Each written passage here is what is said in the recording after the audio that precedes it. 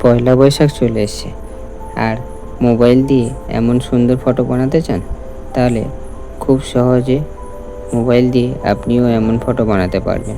তার জন্যে অবশ্যই ভিডিওটা শেয়ার করে রাখবেন।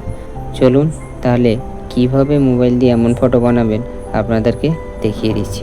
তার জন্যে আপনার ফোনে প্লে স্টোরে চলে যাবেন এবং প্লে স্টোরে গিয়ে গো প্রম্পট বলে সার্চ করবেন।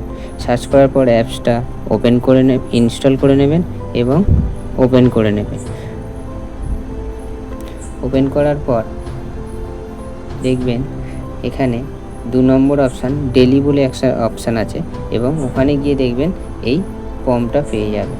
এখান থেকে প্রম্পটটাকে কপি করে নেবেন, কপি করে ব্যাক করে দেবেন। তারপরে আপনার ফোনে জেমিনি অ্যাপসে চলে যাবেন, গিয়ে প্লাস বাটনে ক্লিক করে গ্যালারি থেকে আপনি যে ফটোটা দিয়ে বানাতে চাইছেন সেটাকে চুজ করে নেবেন। ফটো চুজ করার পর আবার এখানে জেমিনি অ্যাপসে যেটা আপনি কপি করেছিলেন সেই প্রম্পটটাকে এখানে পেস্ট করে দেবেন এবং সার্চ বাটনে ক্লিক করে দেবেন। তারপরেই দেখবেন কিছুক্ষণের মধ্যে আপনার সামনে এমন সুন্দর একটা ফটো চলে আসবে, এবং সেখান থেকে আপনি ফটোটা সেভ করে নেবেন এবং ডাউনলোড করে নেবেন।